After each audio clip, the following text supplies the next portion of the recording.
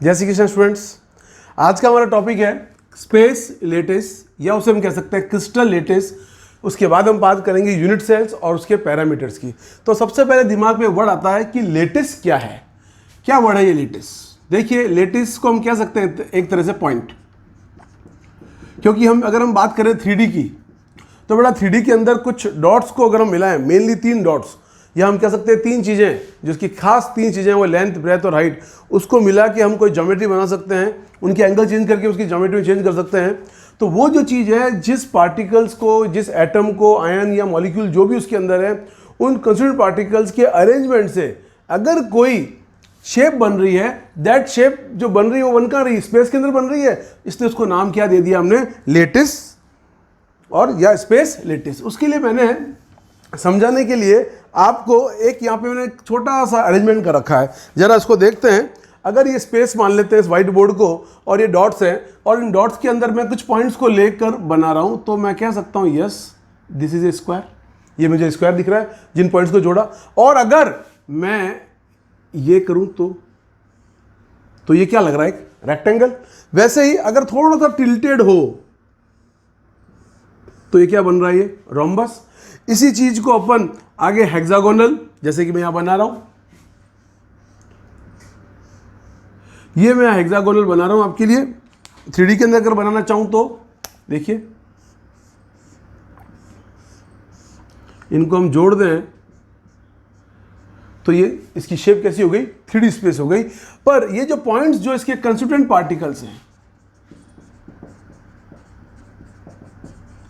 और वो constituent particles बेटा क्या हो सकते हैं? आयंस हो सकते हैं, या उसके एटम्स हो सकते हैं, या उसके मॉलिक्यूल्स हो सकते हैं। और यही लोग मिलकर, सारे के सारे यही लोग मिलकर एक रेगुलर अरेंजमेंट करके एक ज्योमेट्री बना सकते हैं। एक क्या बना सकते हैं? ज्योमेट्री बना सकते हैं। तो ये एक अरेंजमेंट स्क्वायर का हो गया। इसको आप बोल सकते हैं यस इट इज स्क्वायर, इसे आप बोल सकते हो रेक्टेंगल, इसे आप बोल सकते हो रम्बस। तो मैंने तो सिर्फ बताया कि भाई हम कोई भी लेटिस पॉइंट है क्या चीज़, वो पॉइंट, वो स्पेस में आने वाला पॉइंट, जिसकी वजह से हम एक अरेंज करके एक चीज़ बना सकते हैं, जिसे हम कह सकते हैं स्पेस लेटिस, या मैं ऐसे कह सकता हूँ क्रिस्टल लेटिस। अब ये एक बहुत बड़ा हो सकता है। जिस रूम में मैं आपको पढ़ा रहा हूँ वो भी एक क्रिस्टल लेटिस है, उसकी भी कॉर्नर्स हैं। हर कॉर्नर आगे किसी से जुड़ा हुआ है, वो और किसी से जुड़ा हुआ है। जैसे एक छोटी सी ब्रिक, एक मैंने उस दिन ही बात की अपने पहले वीडियो के अंदर, कि एक दीवार है, उससे बहुत सारी ब्रिक्स हैं। हर ब्रिक का एक जो पॉइंट है, कॉर्नर है, वो एक लेटिस है, उसकी अपनी एक एज है, उसका अपना एक एंगल है। तो अब उस पर आते हैं हम यूनिट सेल पे, कि यूनिट सेल क्या चीज़ है। तो यूनिट सेल के लिए मुझे एक छोटा सा आपके लिए स्ट्रक्चर बनाना पड़ेगा, फिर मैं आपको बताता हूँ कि यूनिट सेल है क्या चीज़, किसे कहते हैं हम यूनिट सेल को। देखिएगा जरूर आराम से इसको।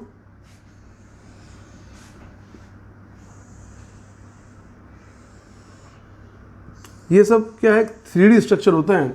तो 3D स्ट्रक्चर के अंदर आपको ध्यान रखना पड़ता है बताते वक्त या बनाते वक्त। शेप का ध्यान रखिएगा। और हम आर्टिस्ट तो हैं नहीं, तो I will try my best मैं आपको समझा सकूं। ये जितने पॉइंट्स मिला रहा हूं सब मेरे लिए लेटिस हैं, आपके लिए भी लेटिस है। थोड़ा सा इसको कॉम्प्लिकेटेड करते हैं। अंदर एक ब्लू कलर की लाइन और लगाते हैं अपन। तो ये जो ब्लू कलर की लाइन आ रही है, इससे इसकी कॉम्प्लिकेटी बढ़ जाएगी, इसमें खूब सारे बनेंगे। Now with the help of red pen हम एक इसके बीच में और एक लाइन देते हैं,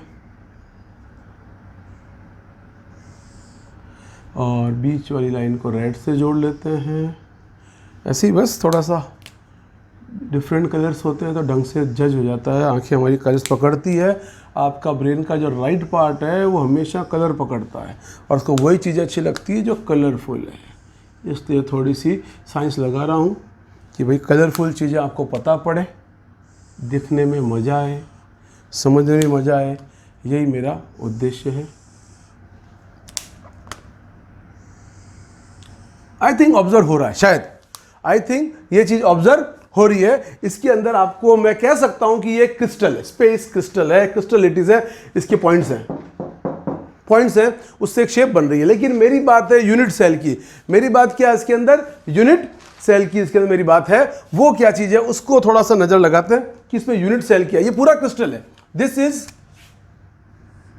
स्पेस या क्रिस्टल लेटिस। लेकिन मेरी बात इसके अंदर एक यूनिट सेल क्या है। देखो हम बात करते हैं बॉडी की यूनिट क्या है एक सेल, ब्रेन की यूनिट क्या है एक न्यूरॉन। हर एक की अपनी एक यूनिट होती है जिससे वो बना हुआ होता है, या हम कह सकते हैं regular repeated arrangement of same type of species वो एक जाइंट स्ट्रक्चर देती है। तो यूनिट सेल हम कह सकते हैं इसका सबसे छोटी यूनिट है। मेरे को दिख रही है यहाँ पे, आपको भी दिखेगी, ये वाला क्यूब जो मैं शेड कर रहा हूँ सिर्फ। यहाँ पे बहुत सारे क्यूब्स हैं पर जो मैं क्यूब शेड कर रहा हूँ उसी पे आपकी नज़र रहनी चाहिए। देखिए अगर ध्यान दें, अगर हम इस पे, तो 1 2 3 4 5 6 7 8 क्यूब्स हैं। उसमें से मैंने इस वाले क्यूब को मैंने शेड कर लिया। ये जो मैंने क्यूब शेड कर दिया ये मेरा यूनिट सेल है, this is called unit cell. और इसकी एक सिंपल सी डेफिनेशन क्या होगी कि unit cell is a smallest portion. Unit cell क्या हो गया आपका, एक स्मॉलेस्ट पोर्शन किसका, किसी भी क्रिस्टल लेटिस का, ठीक है। और इसके अंदर एक चीज जोड़ते हैं, which on repeated over and over in all different direction, in all different direction it give giant space or crystal lattice। मतलब ऐसे ऐसे क्यूब में रखता जाऊं, एक बार बनाने की कोशिश करता हूं, देखो होता है कि अपन से।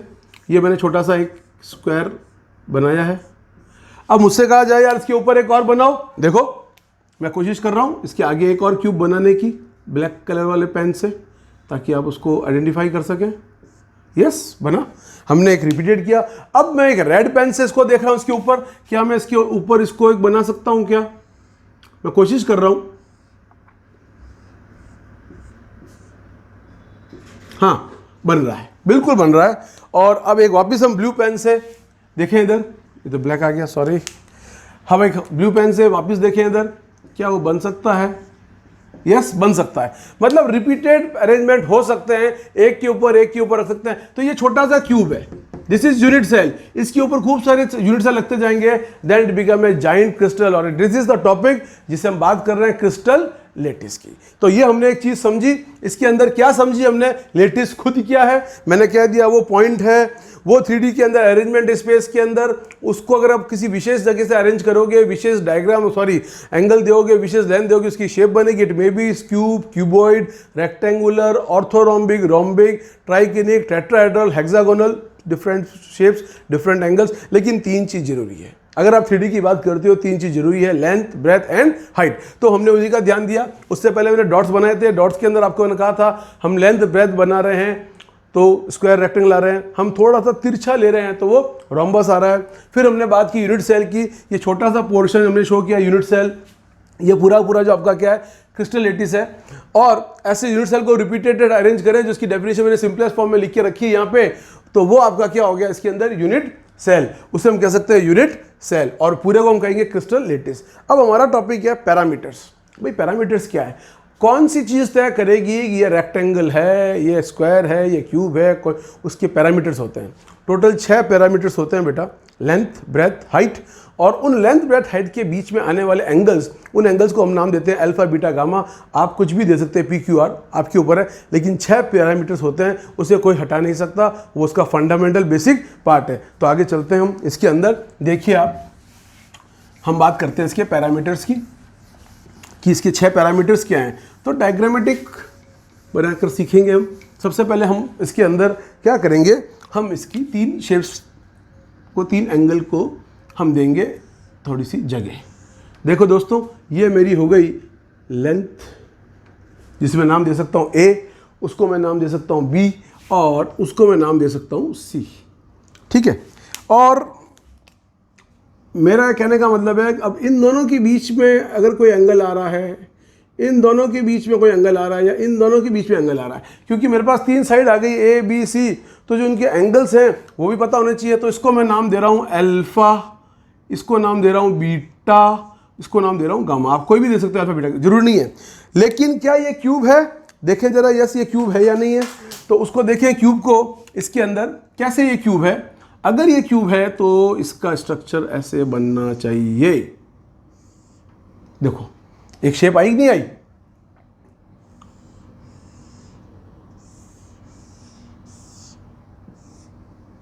देख लीजिए ये क्या हो गया, क्यूब। उस क्यूब की एक लाइन थी, ये वाली मेरी जो थी सी, this is according to me, मेरे हिसाब से इसको मैंने हाइट दे दिया, ये मेरी विड्थ रह गई उसकी, और ये मेरी उसकी लेंथ रह गई, जो हम ज्योमेट्री की हम 3 बातें करते हैं। तो ये मेरा हो गया इसके अंदर आपका लेंथ, विड्थ और हाइट। और ये यूनिट सेल के मेरे पास 6 पैरामीटर मुझे दिख रहे हैं। अगर मेरे से कोई कहा जाए पैरामीटर्स क्या हैं इसके, तो बेटा इसके पैरामीटर्स में पहला नंबर है length.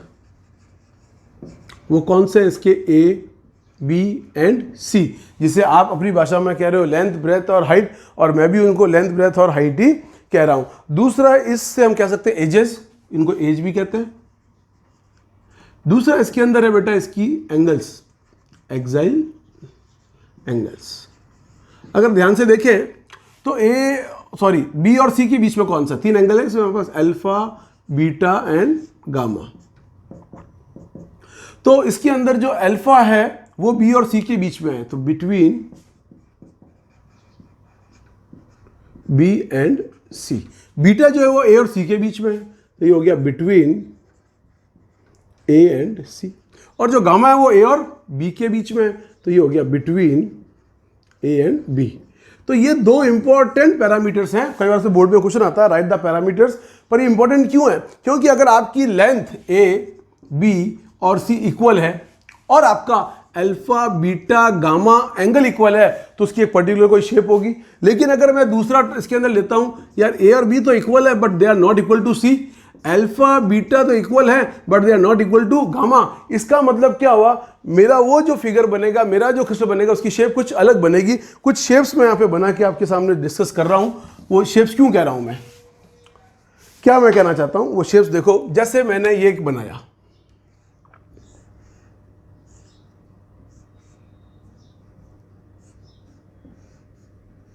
This is simple shape जिसमें कोई चेंज नहीं है। लेकिन अगर मैं कुछ इस तरह की शेप बनाऊं,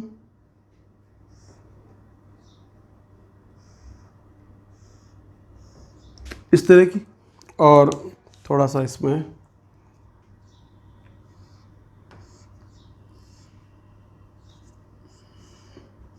तो ये अगर आप शेप देखें, हालांकि बहुत कॉम्प्लिकेटेड बनाई मैंने, बहुत ज़्यादा रोम्बस को मैंने पिक कर दी, तो इसके अंदर आप देखोगे वाकई में लेंथ, ब्रेथ और एंगल्स, बीटा में कुछ चेंजेस आएंगे।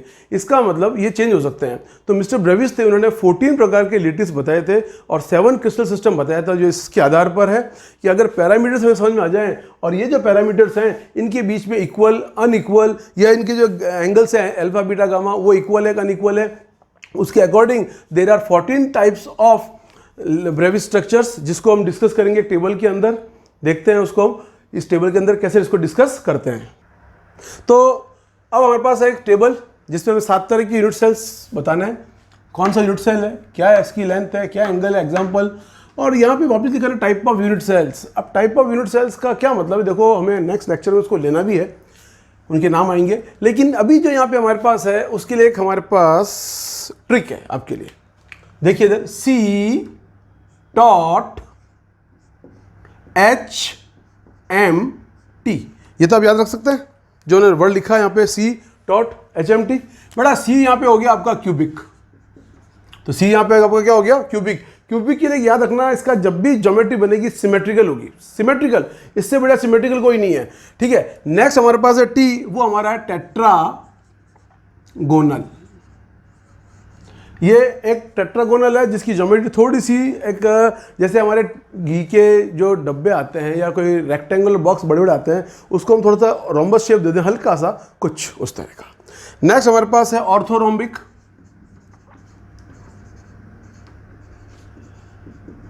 नेक्स्ट अगेन टी आ गया, इसका मतलब यहाँ पे ट्राईगोनल। ये हमारा हेक्सागोनल, ये हमारा मोनोक्लिनिक, 11th में आपने मोनोक्लिनिक सल्फर पढ़ा होगा शायद, रोम्बिक ओम्बिक, और ये हमारा ट्राई क्लिनिक। मैंने सबसे पहले वर्ड लिया था क्यूबिक के लिए कि इससे ज़्यादा कोई सिमेट्रिकल नहीं है और ट्राई क्लिनिक से ज़्यादा कोई अनसिमेट्रिकल नहीं है, दो हम बात करते हैं। खैर, अब साहब इनकी एक्साइल लेंथ कैसे याद करें? एक्साइल लेंथ याद करने का बड़ा सिंपल सा फंडा है। देखिए, क्यूबिक की बात करें तो A equal to B equal to C, इसके अंदर A is equal to B but not equal to C, और इसके अंदर A is not equal to B not equal to C. यहां तक याद हो सकता है, इसमें तो कोई दिक्कत ही नहीं है। इसके अंदर सिंपल सा रखा मैंने, पहली line A equal to B, B equal to C, उसके बाद A equal to B not equal to C, और तीसरी जो है वो A not equal to B not equal to C. अब इस चीज को क्या रिपीट कर सकते हो मेरे लिए? कर दो यार, सेम का सेम, कट कॉपी पेस्ट।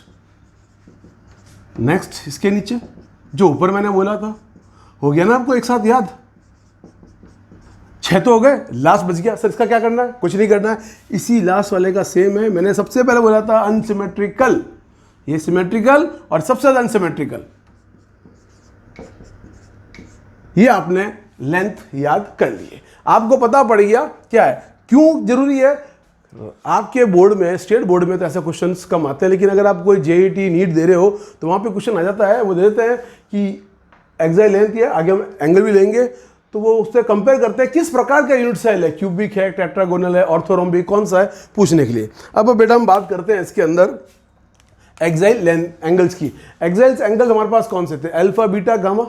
अब अल्फा, बीटा, गामा तीनों एंगल बराबर हो सकते हैं, तीनों एंगल 90 डिग्री के हो सकते हैं, तीनों एंगल 90 से कम हो सकते हैं, तीनों एंगल 90 से ज़्यादा हो सकते हैं, तीनों एंगल 120 हो सकते हैं, उससे कम हो सकते हैं, कुछ भी हो सकता है। तो उसको कैसे यहाँ पे हम दिखाएंगे, उसको देखने की तरीका ये आपका, उसके लिए भी एक हिंट है आपके लिए। Alpha is equal to beta is equal to gamma is equal to 90 degree.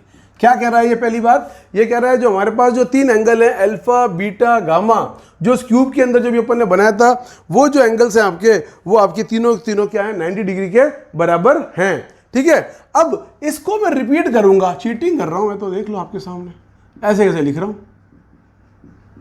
फिर इसको ऐसे कैसे लिख रहा हूं। इसका मतलब क्या हुआ दोस्तों, यहां थोड़ा सा हम वेट करते हैं, जल्दी नहीं हमें। क्या क्वेश्चन बन सकता है? अगर आपको कोई क्वेश्चन आ गया, एग्जांपल दे रहा हूं मैं यहाँ पे, वापस मैं हटा दूंगा इसको, आप लोग ध्यान से देखना। एक क्वेश्चन नंबर 1 आ गया, given A is equal to B is equal to C and alpha, beta and gamma is equal to 90 degree. एक बार क्वेश्चन आ गया second, A is equal to B equal to C, alpha, beta, sorry this one, यहाँ पे change किया मैंने, this one equal to 90 degree. ओहो, ये चेंज कर दिया बेटा जी मैंने यहाँ पे। अब वो कह रहे हैं किस प्रकार का है, आप मेजर करेंगे A B C बराबर, भैया इसकी होती है, ये तीनों बराबर इसके, तो इसका मतलब इसका आंसर क्या हो गया, ये क्यूबिक टाइप का है। इसके अंदर क्या है, A equal to B not equal to C, ठीक है, और इसके अंदर से ये पैरामीटर मिल रहा है। एक चीज और, एक क्वेश्चन और आएगा, अक्सर एक यहां पे भी है ये चीज, लेकिन मैंने इसकी भी लिखी नहीं है, उसकी शायद कुछ अलग होगी तभी तो नहीं दिया मैंने। लेकिन इन दो के अंदर देखा जाए तो एक तो आपका हो गया टेट्रागोनल, एक आपका क्या हो गया, क्यूबिक। ये आपका क्या हो गया, टेट्रागोनल। एग्जाम्पल दिया है, कैसे एमसीक्यू क्वेश्चन आते हैं एग्जाम के अंदर, कैसे टेबल काम आती है। आप रट नहीं सकते, लेकिन रफ केज के अंदर पीछे गए, सी टॉट लिखा, एंगल लिखे, एक्साइल लेंथ लिखी, आपका काम हो गया, वो 4 नंबर पक्के। अगर एक क्वेश्चन आता है तो आप उसको कर सकते हैं। एग्जाम्पल दिया बेटा मैंने। अब मैं बात करता हूं ट्राइगोनल की, उसके अंदर क्या है। देखिए, ट्राइगोनल के अंदर ज़्यादा कुछ नहीं है, उसके अंदर थोड़ा सा चेंज है, red pen, alpha equal to beta equal to gamma but not equal to 90।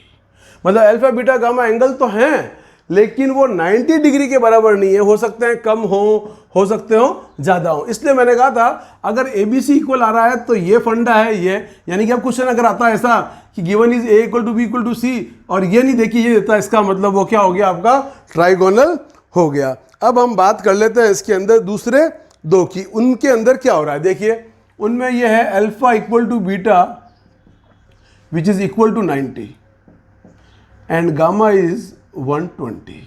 ये इसके अंदर फंडा आ गया, ये आपको ध्यान में होना चाहिए। नेक्स्ट इसके अंदर ये हो गया alpha equal to beta equal to 90 and gamma is not equal to 90। और लास्ट वाला सबसे अच्छा है, क्योंकि मैंने पहले ही बोला था ट्राइक्लिनिक इज अनसिमेट्रिकल, बहुत जबरदस्त अनसिमेट्रिकल है। क्यों? क्योंकि आपने सोचा था सर ने यहाँ पे अनइक्वल, यहाँ पे अनइक्वल, यहाँ पे, इसी को क्यों बोला? क्योंकि यहाँ आपको देखते पता पड़ जाएगा क्यों ये अनइक्वल है।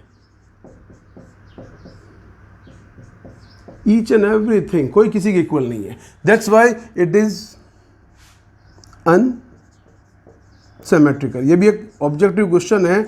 आउट ऑफ 7 जो आप बनाते हो उसमें से मोस्ट अनसिमेट्रिकल कौन सा है और मोस्ट सिमेट्रिकल कौन सा है? अब देखिए ये तीनों इसमें भी बराबर है, लेकिन यहाँ पे 90 डिग्री के क्या आ गया? अनइक्वल। लेकिन ये एक है जो सब इक्वल है, इसलिए ये आपका हो गया अनसिमेट्रिकल और ये आपका हो गया।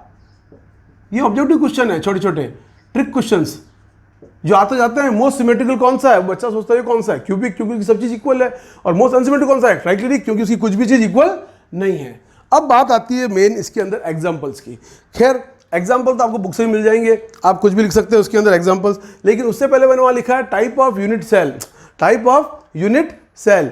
अब वो टाइप ऑफ यूनिट सेल के लिए एक फंडा है, एक फोन नंबर है, वो मैं बताना चाहूंगा। 3 2 4 1 1 2 1। भैया ये क्या है? फोन नंबर है, बिल्कुल ये फोन नंबर है 324 11 21। अब ये 324 जो है उसमें क्या है, आपके कुछ सेल्स हैं, नेक्स्ट वीडियो में करने वाला हूँ। 2 तरह के सेल्स होते हैं, प्रिमिटिव और नॉन प्रिमिटिव। प्रिमिटिव के अंदर बेटा आता है SCC और नॉन प्रिमिटिव में आते हैं BCC, FCC और आपका NCC। आपने बुक पढ़ ली होगी, बिल्कुल आपको पता होगा, इसलिए मैं कह सकता हूँ। अब एक चीज़ ध्यान रखो, सबके अंदर एक चीज़ फिक्स है, SCC तो होगा ही होगा, ये तो होगा ही होगा, ये तो आंख बंद करके आपको पता होना चाहिए। अब जिसमें 2 हैं वो 2 वाले हैं, तो ये जो टेट्रागोनल है इसके अंदर BCC बनता है, ये आपको थोड़ा सा याद रखना पड़ेगा। और इसके अंदर बनता है ECC, NCC। अब बचे एक 3 वाला और एक बचा 4 वाला। तो पहले 4 वाला कर देते हैं। 4 वाले में सारे आ जाएंगे, BCC आ गया, आपका FCC आ गया और आपका ECC आ गया। मतलब ये जो चौथा नंबर है ये आपको पता होना चाहिए। एक 4 नंबर वाला जो आपका ऑर्थोरोम्बिक है, इसके सारे आ जाने चाहिए। अब वो जो आपका है उसके अंदर क्या आपका NCC नहीं है, इसमें आपका NCC नहीं है, इसमें आपका है BCC और FCC। NCC देखो एक ही जगह मिल रहा है आपको, यहाँ पे और एक यहाँ पे, मैं रन कर रहा हूँ। ये भी ऑब्जेक्टिव क्वेश्चन बन जाता है। ऑर्थोरोम्बिक वाला हो गया आपका और आपका मोनोक्लिनिक वाला हो गया, ठीक है। अब मैंने एक कॉलम क्या छोड़ रखा आपका? एग्जाम्पल।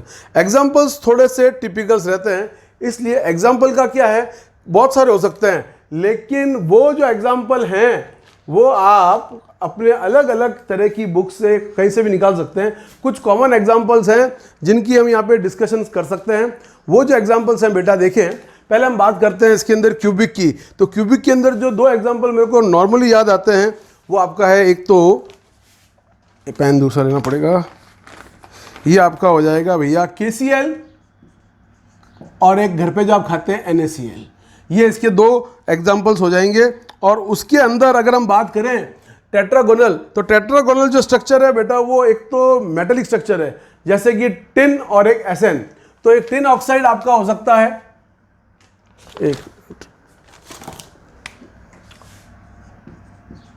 एक हो सकता है आपका स्टेनलेस का, मतलब टाइटेनियम ऑक्साइड भी हो सकता है आपका और SN ऑक्साइड भी आपका उसके अंदर हो सकता है। नेक्स्ट हमारे पास टॉपिक है ऑर्थोरोम्बिक। ऑर्थोरोम्बिक के अंदर बहुत सारे हैं, कुछ सॉल्ट टाइप, जैसे calcium carbonate, barium sulphate, calcium carbonate, barium sulphate. अगर इन स्ट्रक्चर को आपने देखा होगा तो इनके स्ट्रक्चर थोड़े से बड़े होते हैं, इनकी साइज थोड़ी सी ज़्यादा बड़ी होती है। इनमें और भी आ सकते हैं, पोटेशियम टाइप भी। नेक्स्ट जो हमारे पास है वो है आपका ट्राइगोनल।